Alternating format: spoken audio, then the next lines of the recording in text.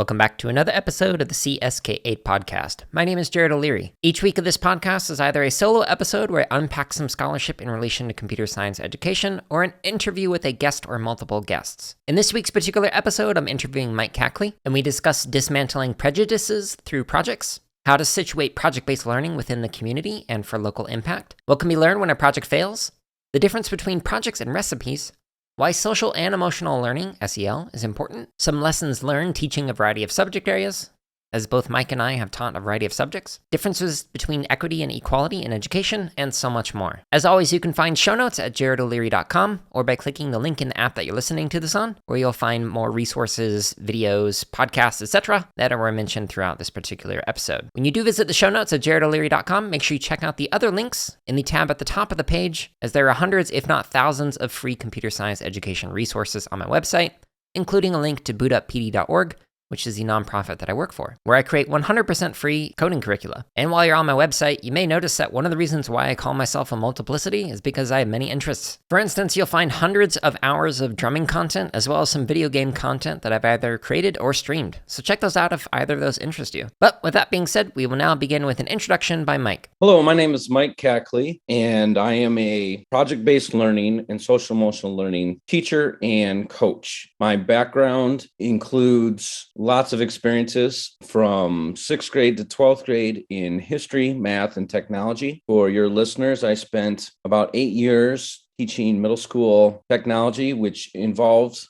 some computer coding along with a lot of hands-on projects. And that basically led me to the project-based learning framework. And I moved into a wall-to-wall PBL high school where I predominantly taught history integrated with English, but also some math. Currently, I am teaching math in a local school district, 6th grade math, and I am also coaching teachers in summers and during my free time. So one of the questions that I like to ask guests is about something that they believe when they first started teaching in education that they no longer believe. And I'm curious, especially because you've had so many different experiences teaching different subject areas, like what your answer would be for that. Sure. My first year teaching, I taught at an alternative ed high school in my hometown, and I had some preconceived notions, I guess, about what students were going to be like. And I believed that the main reason kids fail in school is because they either lacked ability or were lazy. I probably wouldn't have said that if you asked me, but if you really get into my belief system, that was true. I thought going into alternative ed that I was going to be teaching all these low-level kids that were way behind at everything. And what I found is that the students there ran the spectrum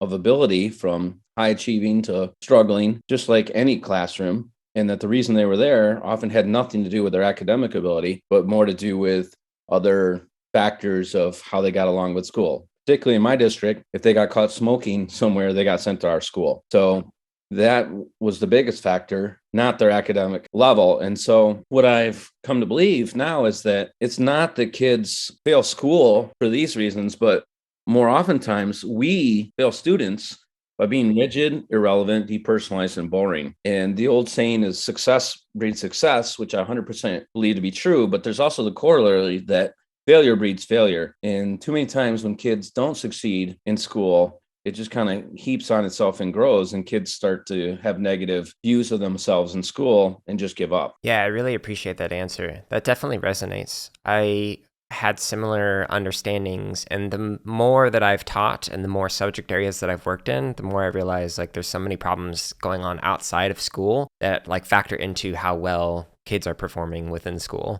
Like my wife is a therapist, and she's currently in a job where she helps kids who are experiencing multiple forms of trauma and like extreme forms of trauma and whatnot. And to know that like some of those kids could have been in my classroom, and they've got all these things that they're dealing with outside of school, and then they come into school and it can exacerbate things because of like the systems put in place and whatnot. Like it's definitely something to consider and think about. And I think we're making progress. We're starting to at least recognize the problem. But, we just had the school shooting in Oxford here in Michigan, where I'm from, and it's just another reminder that we are not reaching all kids. Right. Yeah. I imagine we'll elaborate on that more, especially when we talk about SEL later on. I'm curious, can you tell me a story about an experience in education that has had an impact on you today? Yeah, so going back still, I was thinking of my first year teaching again. And my hometown is a rural, predominantly white community with very few people of color. And, I had students who were flat out white supremacists. I had a couple that had tattoos. I had one kid who was, one of the reasons he was at our school is he actually lit a cross in an African American person's yard. And I watched him in my classroom sit there and become friends with an African American girl, and they became really good friends. And I just was struck by that. And the other thing that happened that year is I taught a bunch of freshmen a world kind of geography, history / class, and we focused on world religions. And I started a new unit, and it was going to be on Judaism. And I announced that to them, and they were all boys except for one girl. So I announced, hey, we're going to study Judaism. And right off the bat, one kid blurts out, I hate Jews. Wow. And I was like, oh, really? So what is a Jew? And he could not articulate anything, like not even a stereotype that you might think. And so I realized, these kids have this hate and this prejudice in them that they've inherited from their parents, most likely, or someone in their community, and they don't even really know what it is. And so the next day, I designed an activity, which there was this website, this is quite a while ago, but it was Famous Jews and had all these just famous Jews on it. So I just made a worksheet of name 5 Jews who are famous athletes, who are famous entertainers, musicians, and scientists, and artists, and all these things. And just had them go on this website and explore all the categories and write down the ones that struck them. And so the kids really got into it. And we're in the computer lab, because it was back in the day. And they're going through this and they're getting excited and they're like, oh, David Lee Roth, I like him, and Seinfeld and Adam Sandler and all these names are starting to come out. And there was kind of this moment where they were all really excited about it. And I just kind of casually said, remember, you guys hate all these people, right? And it just kind of hit them. It was just kind of a silence in the room a minute. And then they slowly went back to work. But it really struck me that, people hate what they don't know or understand. I was such an isolated community that if we could just build bridges and get people, when I saw the kid become friends with an African-American girl, I realized, they just don't know anyone like this. And so they hate what they don't know. And so it's always been, an emphasis of mine to get kids to look at other perspectives and know them and understand them, because I think that's where we break down those walls. Yeah, I feel like that kind of culture that breeds the misinformation and that hate and lies and whatnot it's much more forefront today because of all the stuff going on with the politics and COVID, things like that. It's fascinating seeing how different communities will kind of support that hate. Like, I don't know if you've seen Michael Moore's documentary Blood in the Face, and so it's on white supremacy in America. I don't know if we've seen that one, but it was fascinating watching that and seeing kids in particular spouting out hate about different groups like African American, Black, or Jewish people, and basically saying a bunch of misinformation that they are hearing, like you were saying, from like their parents or community members and whatnot. And then how when you actually engage in a conversation with them and go, that's actually false, then they actually learn more about it. Or they actually, like you mentioned with the student, a white supremacist basically getting to know an African-American girl and actually getting to know them and going, hey, I actually like you. Like, there's a TED Talk of a guy who goes to Klan members, who's a Black man, and he befriends them and like says, hey, the things that you know about me, that you think you know about me, are actually wrong. And so like the more that we can actually bring people together and actually collaborate, have a conversation and whatnot, I think the better off we're going to be. But we have this tendency to kind of divide in communities. Yeah, and I think that personal piece is so important. So how does that kind of impact some of the current classes that you've been teaching recently and like the things that have been going on? Like, how do you try and bring those communities together, whether it be in the classroom or communities that are outside of the classroom, bring them into the space and talk about them? One of the projects I did while I was a technology teacher was a coding project with Scratch, which I'm assuming that you and your listeners are probably familiar with. And what we did is we were located in Michigan, and we did a collaboration with a school, international school in Vietnam. So the students there knew English, and we would work on our game designs, during our class, and then we'd email them back and forth. And while we were sleeping, they would work on them and vice versa. And so just finding ways, I think, to connect with classrooms and other places and to just develop relationships with someone who's not like you. With project-based learning, a big emphasis of mine is looking at multiple viewpoints. Everything isn't two-sided. Yeah. Most issues have nuance to them. So let's look at, there's actually not, something that's huge in the news today, simple as pro-life and pro-choice. Well, there's actually lots of different opinions on that. It's not just two positions. And most people are in the middle. Right. And so if we can move away from the extreme edges, we'll find that most people can find common ground in the middle on most issues. Yeah, I appreciate that response. Same thing with like project-based learning. Like there's this like misconception of like there's one way of doing PBL, and it's like, well, there's much more nuances to it than that. If we could like zoom in on what an ideal classroom might look like, if you were to be able to like wave a magic wand and design the ideal learning environment, like what might people experience if they were to walk into the space like that? Yeah, I think it would be just kind of a playground of learning. I think of places like you see the Google Workspace or even like a Starbucks coffee shop aspect to it. I would have huge collaborative spaces, large gathering spaces where we could get all kids together at once, but not like an auditorium, more of an informal kind of space. I've been in schools where they have a huge staircase that doubles as a place where kids can sit, and there's a screen up in front, so making the spaces practical, but then also having like private nooks and crannies where kids can learn by themselves and not be with the whole group if they want to. I would have like climbing walls and gardens and plants and lots of light and water, animals. There could be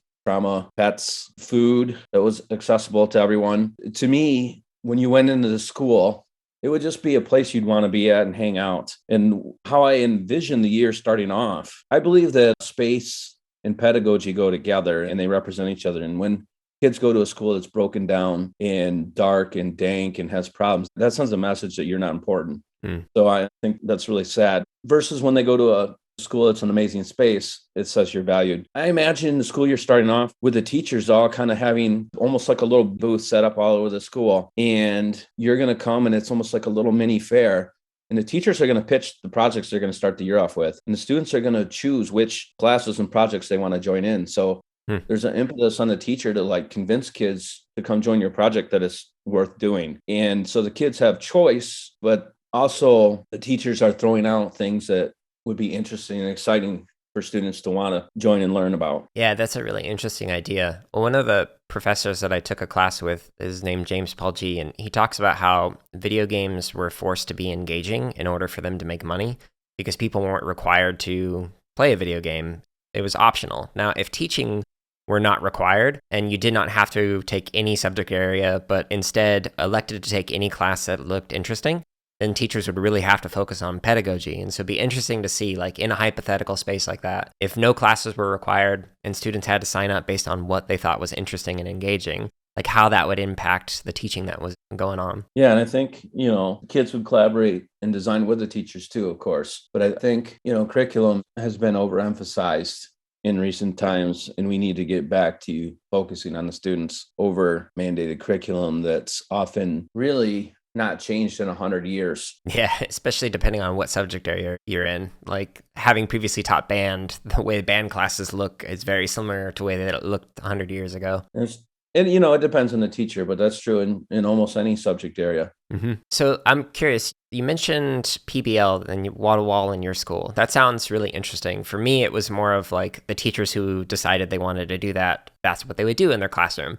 We didn't have it across the entire campus. But what does PBL look like to you or mean to you? Yeah, I was really blessed to join a school. It was a New Tech Network school. We started from scratch with wall-to-wall PBL. And we did have an amazing space. It wasn't as good as I just described because we didn't have all the plants and rivers and stuff.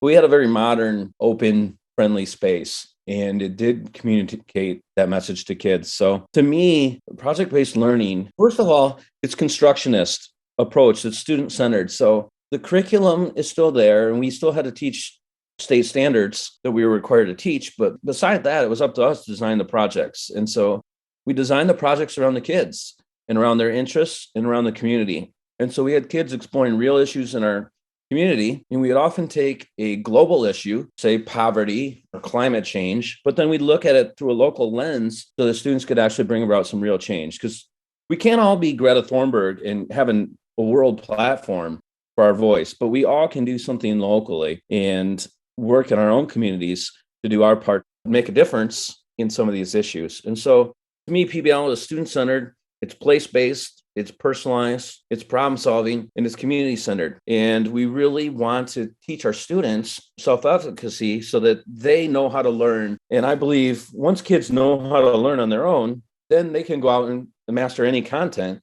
that they need to. And so if there's something they need to learn for what they want to get in life, they will have that skill set to learn it on their own. And I just really believe that school needs to shift from this idea of preparing kids for the future to engaging in authentic work right now. We undersell kids when we think, someday you can do this. No, they can do meaningful work right now. A project example that I would share is from a fifth grade classroom in Virginia. The teachers set up a classroom and they put all kinds of green stuff all over the room. So when they came in, this was their entry event. And when the kids were like, what's going on here? They told them this represents algae. And they were a couple hours from the beach, but they were learning about how algae was taking over the beaches and the food chain problems. And they basically tracked it down to the sharks were being overfished for the shark fin soup. And doing some research, they discovered that it was illegal to fish for sharks in Virginia, but the restaurants were getting around it by buying the shark fins from other places, foreign fisheries or whatever. And so the kids are like, we need to change this. We need to fix this. So, and the teachers are like, well, what should we do? And they're like, well, we need to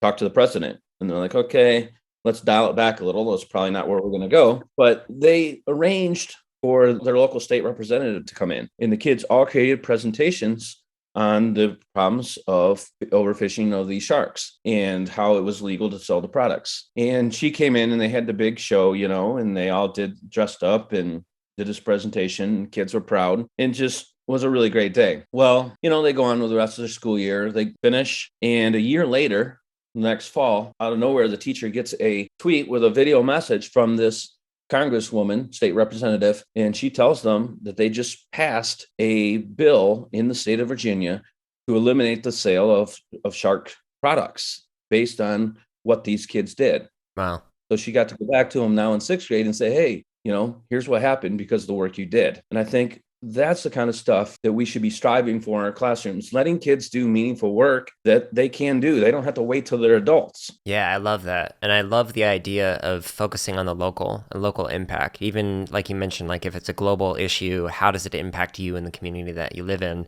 And then to see like the efforts that they put into it have an impact on their state, the entire state. Like that is wonderful. Great example. And then on top of it, the larger lesson you're teaching kids here is that your voice matters. Yep. And you can explore these issues and your opinion matters and you can make a difference. And that's something they're going to take with them and transfer to whatever issues they care about for the rest of their lives. Yeah, and I like the way that you phrased it with the shark story of posing the question of, well, what can we do about it? Like that, I think is extremely important, getting them to think through it rather than like being the teacher and being like, okay, here's what we're going to do. We've identified a problem, like having them brainstorm. And it was kind of funny and cute that they wanted to talk to the president, but then they came up with a great answer that ended up having a wonderful impact. Yeah, and a lot of times the teachers know where the project's going. Like the teachers knew they were going to focus on the food chain and sharks for this project. They could have said, okay, guys, we're going to study sharks. Right. That's not motivating. They did an entry event and they laid out breadcrumbs to lead the students to where they wanted them to go.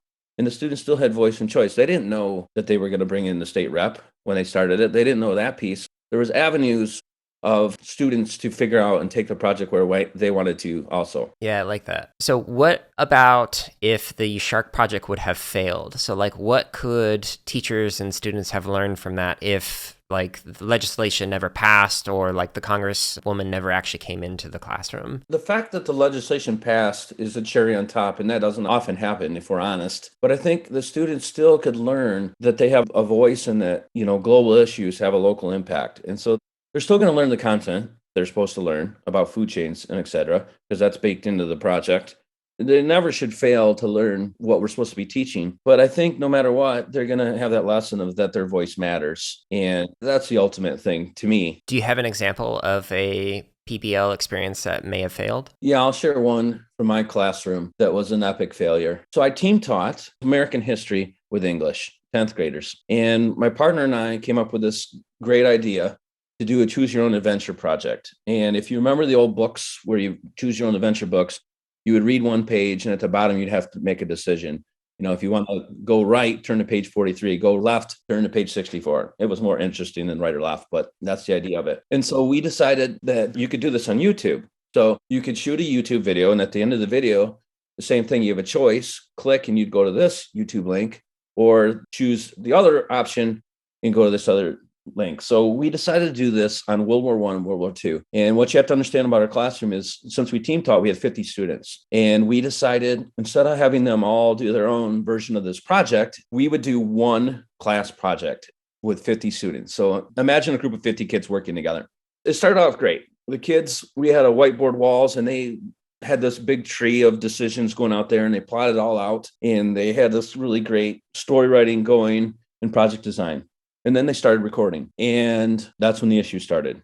We had SD cards that they had to pull out and load on their computers. Oh, we forgot to do that. Yesterday's got erased. Or we lost the SD card. And then, oh, our main actor's absent today. We forgot this prop or our clothing. We can't record today. On and on and on, just chaos. And we eventually got to the point where we had very little final product done. And we realized, if we're going to finish this, it's going to take like 3 more weeks.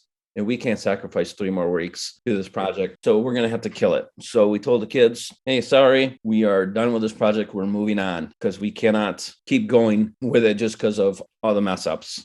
The good news that I would always say is the kids still learn the content. So we didn't fail to teach what we're supposed to teach. We just didn't have the nice, shiny product at the end. Yeah, I appreciate that story. I try and emphasize the importance of the process and the learning, because not everything that you create is going to be an end product. Like, whether it be for class or even for fun. There have been many projects that I have started where I've learned a lot in it, and I ended up not completing what I wanted to, because I just decided, you know what, I can move on now. I don't need to complete this thing. Mm-hmm.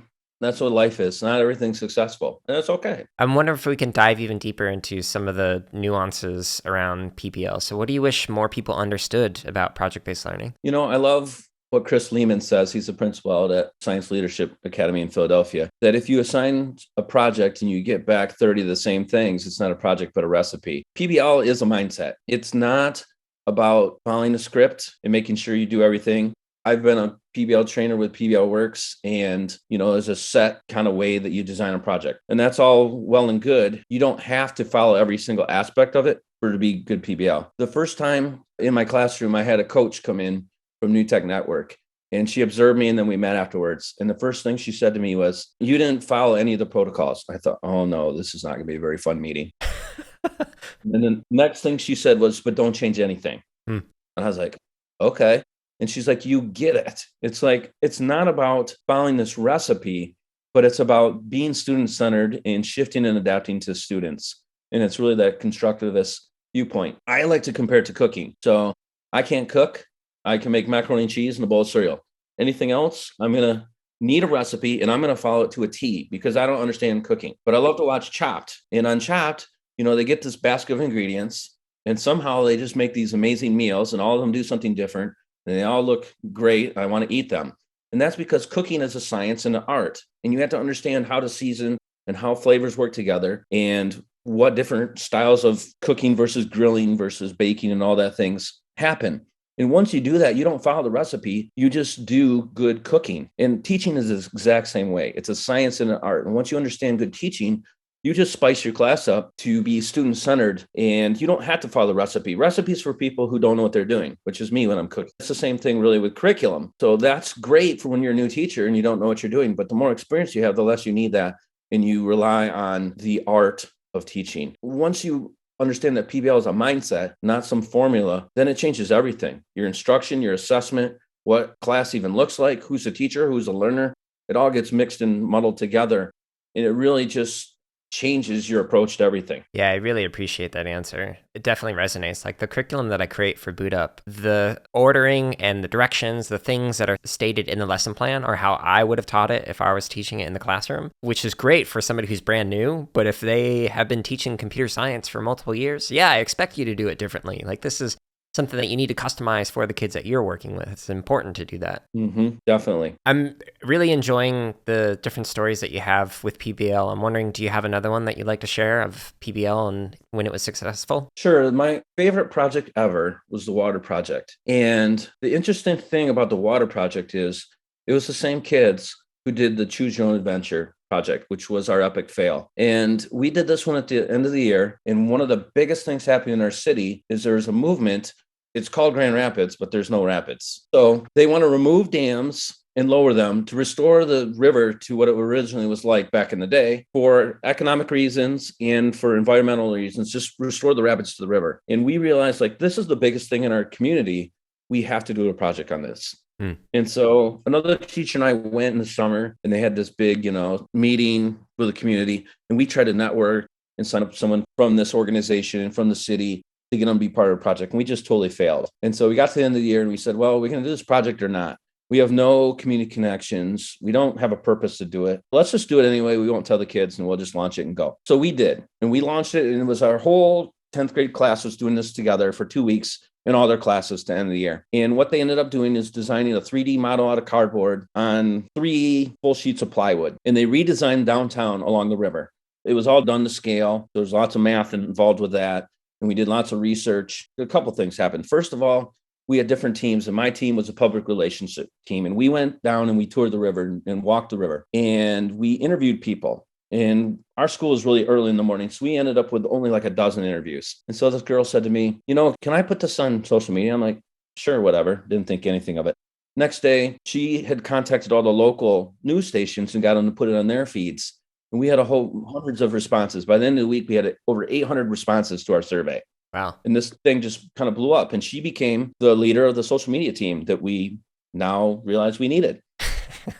And so kids just kind of chose themselves. At one point, the different teams weren't getting along, and they called a meeting to discuss and figure out some stuff. And I went to the meeting, and this kid named Ben looked at me and said, we don't need you here. We got this. And it was just kind of like this moment of, this is awesome. And so we ended up having a showcase that the students arranged and invited people. We had the president of the local museum. We had one of the co-founders of Grand Rapids Whitewater, who started all this, who we'd never even met before. We had the Michigan Department of Environmental Quality there. We had our local watershed organization there.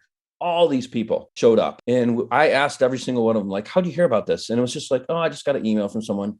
So basically, the students created a viral campaign locally. And a guy from the museum offered 3 of my girls paid internships that summer to work on a similar project. One of them took them up on it and ended up meeting the governor, and just saw amazing things from kids who, some of them didn't hardly work all year, were engaged in doing on this project. And one of the students on our final reflections, I asked them about it, the project, they said, the reason why we were successful on this project was because we failed at the Choose Your Own Adventure project. Through that project, we learned how to work together. And I think it's so important to realize that you're teaching kids skills that they don't have. And so when it goes bad, that's okay, because we're teaching for the long term, not just that one project. I really appreciated that story. How do you teach students to collaborate not only with their peers, but with adults outside of the classroom? Like, it's sometimes difficult with just like timing, or there are some schools that have like policies in place, like where you're not allowed to post on social media, or you're not even allowed to have your phone, etc. So like, how do you engage in those kind of collaborations, broadly speaking? That's a really good question. As far as the policies go,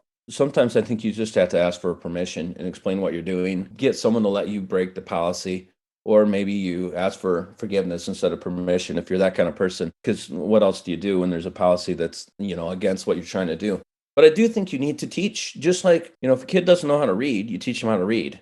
Well, we can't assume that our kids know how to collaborate. That's one of the big mistakes that teachers make. Oh, I just put them in groups and they'll do this amazing project. No, 90% of the work I do as a PBL teacher is helping kids figure out how to work together in groups. Like, that's the work.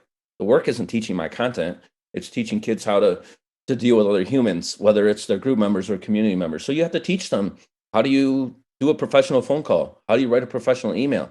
You teach those things just like you would teach spelling and grammar. So you're very intentional about teaching the skills the students need. And it's a lot of teaching, and it's all year long. So you start out the year with some team building activities, but you don't end there. I remember one year we did team building activity in the middle of the year. To explain it, kids had to get in a circle, and on the right hand, you'd have a finger pointing down. On the left hand, you had your palm out. And so your finger pointing down was on top of someone else's palm to the right of you. And the activity was simple. We would say go, and you would tap the person to your right and go around the circle. We had 2 groups to see who could do it the fastest. Very simple activity. I literally had a student hiding under a table who didn't want to participate. I had another kid pretending to write something, not want to participate. The other group had someone sabotage and just refused to tap. So they lost. And these were the exact same kids who weren't functioning groups during the year. And so then that gave us that conversation of like, you're doing the same behaviors now that are self-destructing you in projects. Yeah, that's interesting. I'm wondering how that relates to SEL and why it's important for educators to know. Yeah, I think we've seen a huge emphasis lately on SEL. It's become a fad almost. And I personally believe it shouldn't be. It should be something that lasts. In project-based learning, when we lead a workshop on it, we often have people think about their ideal graduate and what kind of characteristics they want that ideal graduate to have. And teachers list all kinds of characteristics.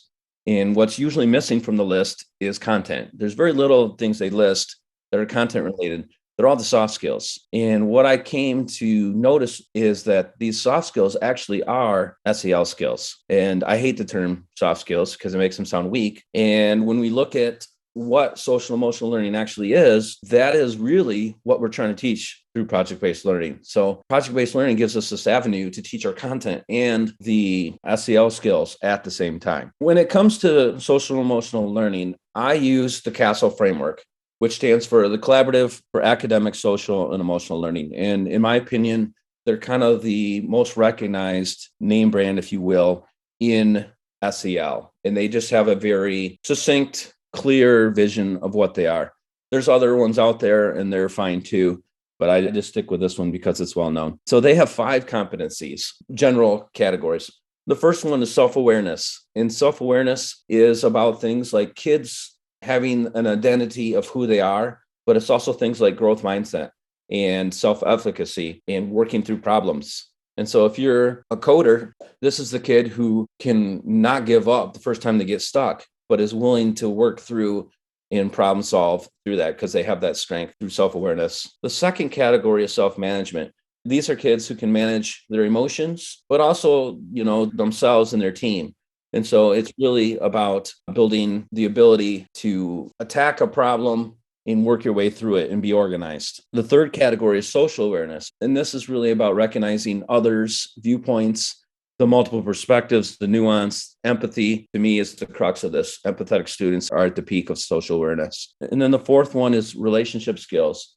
And this is huge in project-based learning because those are the 2 that come up the most are collaboration, working together with others, and then communicating. So it's great if you can program, but are you able to articulate your work to others? And we're learning more and more, that this is the skill set. I've heard that, video game companies, they want English majors because the video game can't just have great graphics and great design, but it also has the story with it. And so having that combination of speaking skills with the content is huge. And then the fifth one is responsible decision-making. And that's really problem solving and design thinking. So that fits great with project-based learning because we're starting with a problem, we're solving it for our community and developing things like leadership too, and understanding serving others. And they're not really distinct. All these things kind of flow together and intermix with each other. But these are the soft skills that kids need to be happy, successful adults, and that, quite frankly, employers want from people too. Oh, I love that response. I'm really curious, how do you integrate SEL into like general classroom or into PBL in particular? All the research out there tells us that buying some artificial canned curriculum of SEL and teaching it half hour in advisory doesn't work. It needs to be integrated into the daily life of the classroom. It needs to be modeled by the adults and then integrated into what students are doing. And so in a traditional classroom where students just sit, get, and forget, there's no opportunity for them to collaborate or to practice their communication skills. I mean, when I was in high school, I probably spoke in front of class maybe twice in 4 years. In a PBL classroom, kids are getting up presenting 10, 20 times a year per class. And so they naturally get much better at public speaking through practice. And so in a computer class, it could be as simple as standing up and explaining your design. So giving opportunities to practice these skill sets, teach, practice, and assess them, because if we believe it's important, we should teach, practice, and assess. And I'm not talking about grading here. I'm talking about formative assessments. And a lot of it's reflection of having students ask, how am I working with my group? Am I being a successful teammate today? So a lot of it is not like, oh, I don't have time for that. It doesn't have to be a 10-minute activity. It could be 2 minutes, 1 minute to begin in class saying, guys, today I really want you to focus on listening to your partner that you're programming with and making sure that you're being a good active listener. And then at the end of the class, fist to 5, how'd you do today? Self-report. And if you see a kid who was really struggling and they give themselves a 5, then that's an opportunity for you to pull them aside and have a private conversation and say, hey, I noticed you gave yourself a 5 on that, and that's not what I observed. Can you tell me about that? And there's a coaching moment. So you build this into the fabric of everything that you're doing. And it's not an extra, it's just part of the culture of the room. And projects are a great way to do that. I think coding is a great place to do that. How did you learn about SEL? Originally, I had a colleague at PBL Works who just asked the question and said, does anyone have a crosswalk between SEL and PBL? And I thought about it and I thought, that's genius. Like, I looked at it and I'm like, I don't know if one exists, but I sure can make one. And as soon as I asked that question, I just realized that all these nebulous terms that we use, like soft skills, 21st century skills, career and college readiness skills, they're really SEL is what they are. And I realized that this is a better term and I like it better than all those other ones, because those all have problems in my mind for different reasons. And I just realized, like, this is the name of what I've been trying to do in my classroom for years. And I don't know if you've ever had that moment where like this thing becomes named and you're like, well, yeah, I've already been doing that. That's kind of how it felt to me. Yeah. And not that I haven't learned how to do things better, but it just kind of like, I realized it. And so the place I would send you to, the two things that really got me focused on it, first of all, is Kaechele, because their website lays out all the competencies, has plenty of examples, has a million resources. So Kaechele is a great place to learn more about it. And then the book that I read that influenced me a lot too is All Learning is Social and Emotional by Fisher, Fry, and Smith. And that's where they make the argument based on research that it needs to be integrated. And they don't talk about PBL a ton in there, a little bit, but basically once I read their book, it's like, well, yeah, this is the best way to do this is project-based learning. And another great place where you can learn about SEL is my recently released book called The Pulse of PBL, Cultivating Equity Through Social and Emotional Learning, that I co-wrote with Matinga Raggetts. And in this book, we explore, it's very practical. The research is out there. If you want research, this isn't the book for you. This is the book for how to do it. And so practical ways to teach SEL skills through a project-based learning framework.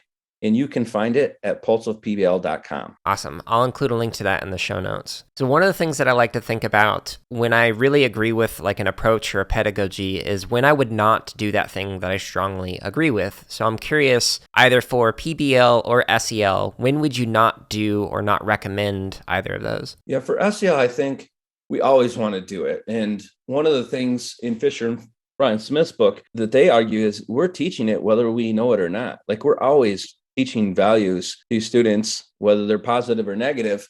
We're teaching kids, for example, that failure is a good thing. It's a chance to learn. Or we're teaching them that failure is awful and you want to avoid it. And all of us are teaching probably one of those two things, whether it's intentional or not. A lot of it we're already doing. But for PBL, it works best when the teachers in the building and district level administration are all on board. And so if you're in a very traditional structured system, it can be difficult. You need some freedom with curriculum. You need to be able to move things around a little bit. And if you have strict pacing guides or common assessments, that can really be a detriment. My current job I'm in is kind of that situation. And what I found is I talked to my administration and I asked for permission to do a project. Say, hey, every unit that I teach in 6th grade math, we have a common assessment that all the math teachers have to give. And I said, you know what, can I pilot? And that's my key word, pilot. It's a great word because it gives you permission to do something, but also gives you permission to fail. Can I pilot a project for the next unit and not do what everyone else is doing? And they were on board with it. They were cool with it. And a lot of times you just need to ask. And that's my recommendation, is that you use something of that language to get permission to do something different. Yeah, I appreciate that. One of the things that I was really interested in that resonated with me is you mentioned having taught a variety of subject areas, and having taught different subject areas across the entire grade span. Each one of them has kind of informed other experiences in classroom and teaching. So I'm curious for you, like, how have the different subject areas informed your own approach to classroom experiences or teaching? Yeah, so I'm a big believer in integrated learning. It's a very Western concept that we have separate subject areas. That's not how the Eastern mind works, but it's so ingrained in our culture. And when I was a technology teacher in middle school, I didn't fit in with any of the other subject areas. So I was part of the fine arts department, the elective teachers, if you will. And I'm sure many people have that experience. And one of the things they made us do is like, oh, you need to have literacy and you need to have math. Like I was supposed to be teaching math skills in my class. And they really were pushing that on us. And I remember for one of our PDs, we did a book study on, how fine arts really needs to be pushed into the mainstream. And I would agree with that. And so, one of the projects that we did was a school-wide project that we called Revolution Garden. And it basically was a Shark Tank style project based on the Industrial Revolution. And kids had to take a problem that's still around today from the Industrial Revolution and design a solution for it. And we were able to integrate math, science, English, all of the subject areas into this one project. And it's just way more meaningful. And then they pitched to the local chamber of commerce. A bunch of business people came in and we pitched to them. And it was very meaningful for the kids. And I think whenever we can break down those walls between subject areas, it's helpful. I had a chemistry colleague who constantly in his classroom would have kids design their own experience doing them. And they'd get stuck and he'd get to a point and he'd be like, oh my word, we need math. And he would run and grab the math teacher and have him come in and teach a mini lesson on how to do statistical analysis of what other data they were just looking at.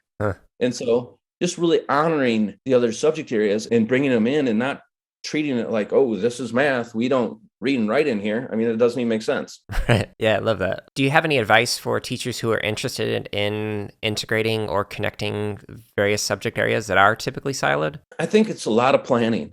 So ideally, if you can plan with teachers in the summer before the year starts, and you can ask yourself, like, where does our subjects overlap? And maybe we can collaborate here.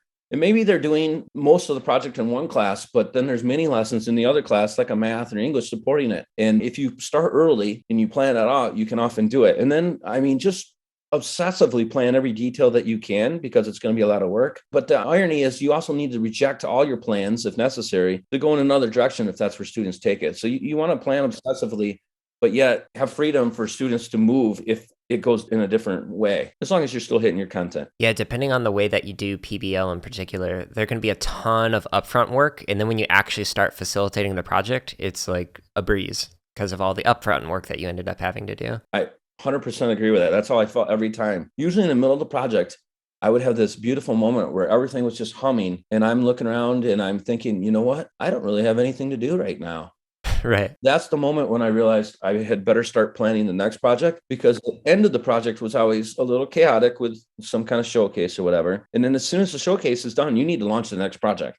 Yep. So whenever I felt that, I'm doing pretty good, I don't have a million things to do right now, I better start planning the next thing. Yeah, that definitely resonates. I'm curious if you've kind of already touched on this or hinted at it earlier, but what do you feel is holding back educators of the field, and what's something we can actually do to stop that? I think we still have almost like this jet lag from No Child Left Behind. We're still emphasizing standardized curriculum and testing, and the tests are still controlling a lot of what we're doing in schools. And it hasn't worked, first of all. Yeah.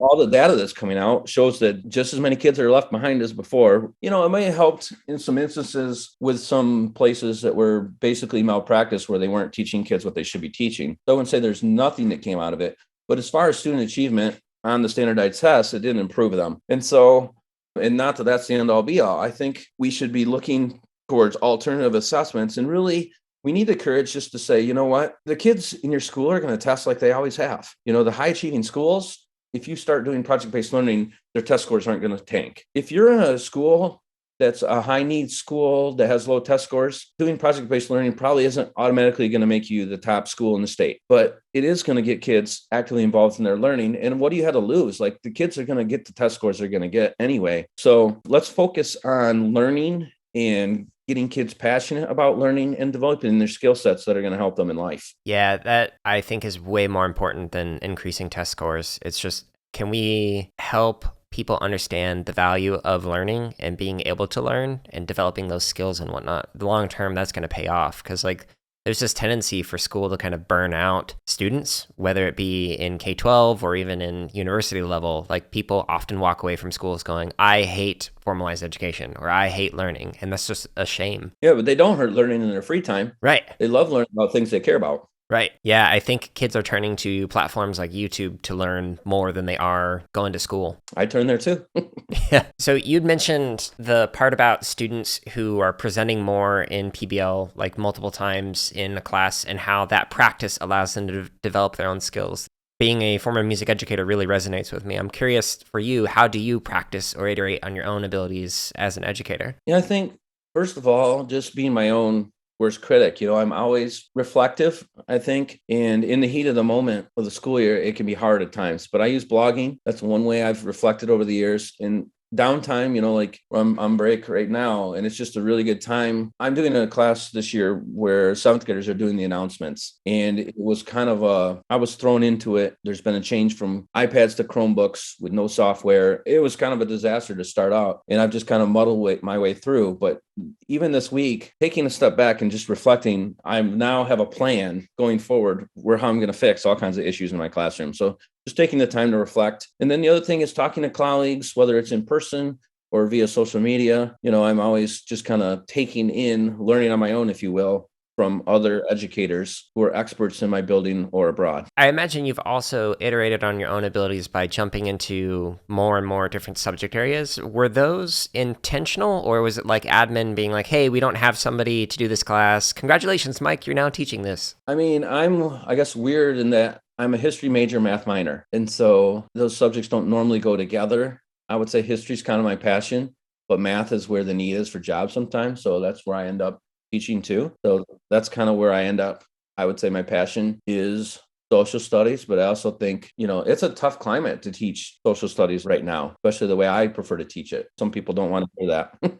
Yeah. Because I like to kids argue and be open-ended on everything, question everything. How do you stave off the burnout that can come with working in education? For me, it's just trying to balance, I guess. We know, as I said earlier, adult SEL has to come before you can teach it to students. And so one of the things I did this year was the first time I've taught somewhere close by where I live, not a half-hour drive. And so I bought a bike, and I'm riding my bike to school every day. And that alone makes sure I exercise, because once I sit on the couch at home, I'm highly unlikely to get up. But I found every morning, like, that physical activity gets me going, gets me ready for the day. And then on the way home, I have that stress for the day. I just kind of release it in my bike ride. And so that's been a huge savior for me this year. If it wasn't for my bike ride, I think I would lose my mind. Yeah, I like that idea. I have also been trying to do that, where I will do like strength-based workout in the morning before I start my day, and then to kind of close off my day and use it as a signal of saying, hey, you're done working on this thing. I'll do some kind of cardio in the afternoon. And that has been nice, having those like start and end points for me. It's so important, because it's so easy to neglect it. And then lots of bad habits for me, eating habits, all those things. Do you have any recommendations for how we might be able to improve equity and inclusion in education? Yeah, this is another area that I'm pretty passionate about. Just even the term equity, I think we often misuse it, and we other students with it. And you think about the way we talk sometimes. We say, oh, what are some equitable practices that you use in your classroom? And if we think about what we're really saying is, how are you teaching students of color? And what if I was to say, what are some Black student practices that you use in your classroom? Like, that's pretty much offensive, and we would never say that.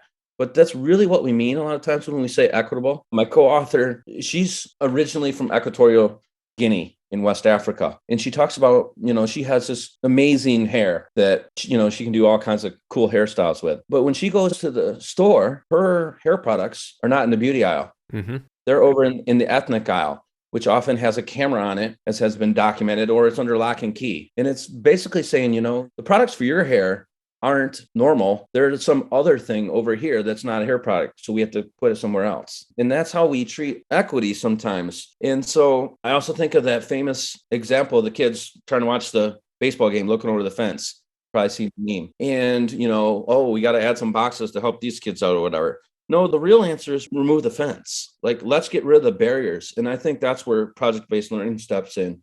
And the other person that I really look to on this is Retta Hammond's work. And she does a great job of distinguishing equity and cultural responsive teaching from things like diversity, multiculturalism, and even anti-racism. And all those are good things, but they're not the same things. And it's not enough just to have multiculturalism and diversity and have a cultural day and make tacos or whatever, or even celebrate a history month or read a novel about a different group of people. Those are all good and well.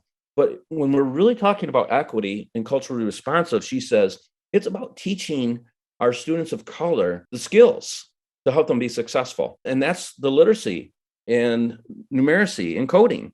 Like if children of color don't have the opportunity to learn the code and they're shut off from a whole section of IT jobs, and we know that that is a huge job sector today and in the future that's never going away, then that's not equity. And I have a friend who teaches high-level math out in the Bay Area in California. And when he talks about equity, he says, what I do for equity is I'm teaching calculus and pre-trig in these high-level classes so that my students, who are primarily children of color, can go to the best universities and get in these programs. That's equity. It's developing these skills in the kids. And so it's not something extra, but it's really making sure that we're using strategies that allow for culturally appropriate ways for all kids to learn. And PBL, again, is a great part of that because PBL honors different ways of looking at it. And it's an asset-based viewpoint rather than deficit-based. And so teaching these SEL skills is going to help increase these opportunities by teaching resilience and growth mindset in these values that are needed for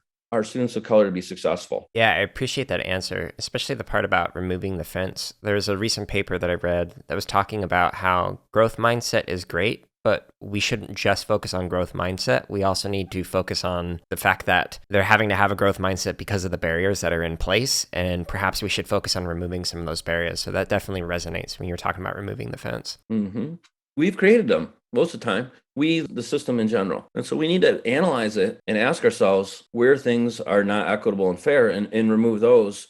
We're not doing something extra or something special for our students of color. We're just making sure that our teaching, it's not like, oh, let's teach you a rap to learn this. No, let's teach you the skill set of how to analyze and think with code, and doing it something as simple as, instead of working individually, working in groups. That is a culturally responsive way that most people of color work. They work collaboratively more than the Western individual mindset.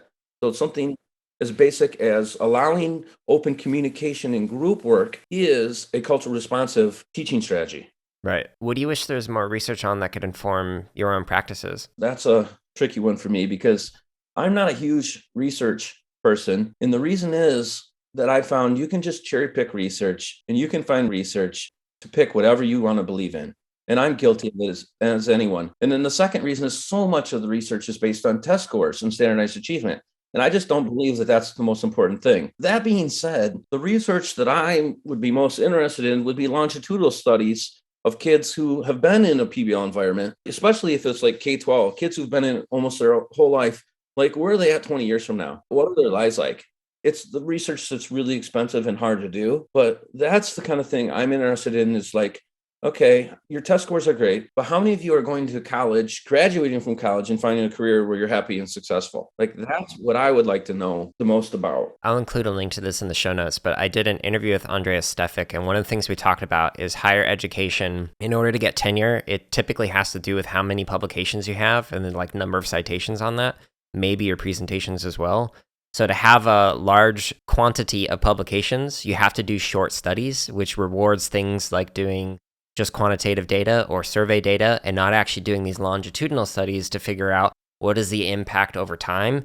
Because if you want to get tenure in time, you can't do a 5-year study. Instead, you need to do like 50 studies in the course of that 5 years, etc. So like higher education itself does not reward these longitudinal studies, but that, I agree with you, is something we really need more of in education. Yeah, that makes a lot of sense. Again, it's a structure that isn't working. Right. So where might people go to connect with you in the organizations that you work with? So you can find me at michaelkaechele.com is my blog, where I try to blog every week or so. And also I'm on Twitter at Mike Kaechele. And I have a Facebook page where I post daily resources on either social emotional learning, PBL, or both. And that's SEL and PBL on Facebook page. And then, of course, my book that's coming out is Pulse of PBL. You can find a pulseofpbl.com. And with that, that concludes this week's episode of the CSK8 podcast. You can find all the links that Mike mentioned, as well as many more resources in the show notes at jaredoleary.com. And if you enjoyed this particular episode, I hope you consider sharing with a friend or simply leaving a rating on whatever platform you're listening to this on. Stay tuned next week for another episode, and until then, I hope you're all staying safe and are having a wonderful week.